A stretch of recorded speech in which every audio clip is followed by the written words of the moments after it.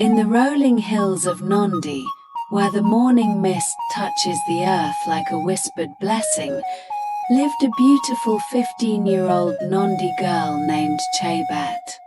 She lived with her grandmother, Mama Kiptu, a wise elder known for her stories and memory.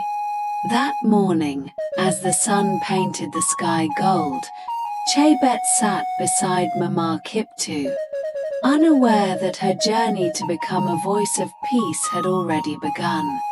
Trouble brewed in the village. Two families, once friends, now stood face to face in anger, arguing over a stretch of land with no clear boundary.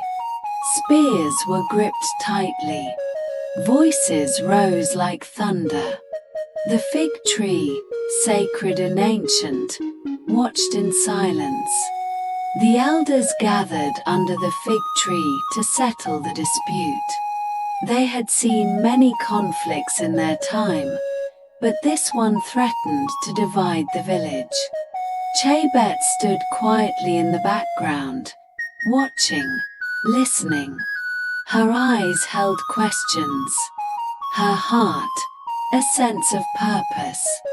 When silence fell, Chebet stepped forward. A child to some, yet her words carried the weight of something ancient.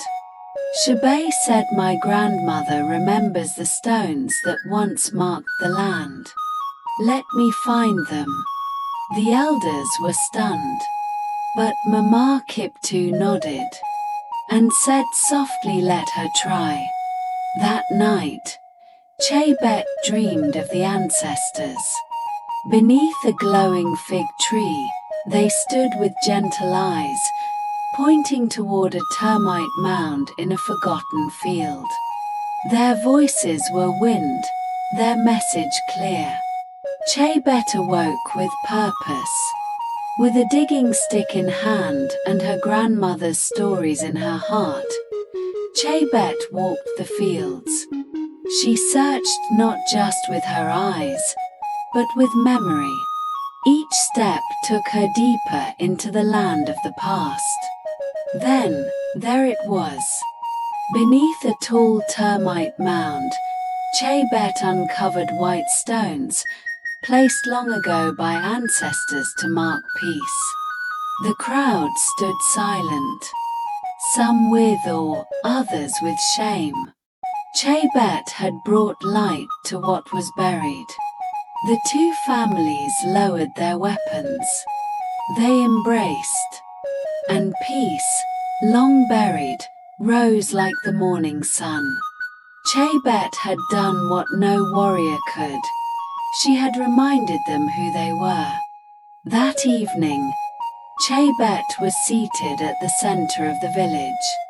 Beads adorned her shoulders. Milk was poured in blessing. Elders offered her praise. Even the children sang her name. And Mama Kiptu, she wept silently, proud and full of joy. As the sun dipped low, Chebet walked home alone. No celebration could fill her heart like the peace she had restored.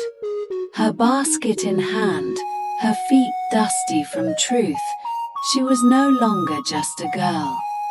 She was a keeper of memory. Days later, Chebet visited the seer. Inside a smoke-filled hut, the old woman read the shells and whispered a blessing. Seer said to Chebet, "My child, your voice is not loud, but it moves mountains." That night, Mama Kiptu shared a secret tale of a woman long ago who ended a war with only her mind. Chebet listened, eyes wide, realizing the story was her own, reborn. Not all praised her.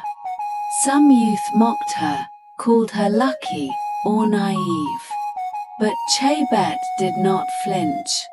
She carried her truth like firewood, firmly, carefully, with purpose. And then, it rained. The first in weeks. Children danced, elders nodded. Even the sky honored her. Chebet stood in the rain, arms open. Nature had spoken. Beside the boundary stones, Chebet planted a young tree. It would grow as her legacy, tall and firm. One day, others would rest beneath its shade, not knowing the girl who gave them peace. She once found a traveler near the edge of the forest, weak and thirsty. Without hesitation, Chebet offered her water. Kindness, she believed, should never wait for permission. She became a quiet teacher. Children gathered at her feet as she drew lessons in the dust. Her words planted seeds, just as her grandmother had once done. At the river bank, Chebet sat often. The water spoke in ripples. There, she found herself again, and again. The land was her mirror. One man tried to buy her silence. She refused. Not all victories are loud. Some are simply the word no spoken with a still, unwavering voice. At last, the elders gave her a sacred name, Kimironet, she who restores. The ancestors, it is said, nodded from beyond, and the wind, passing through the fig tree, carried her name into tomorrow.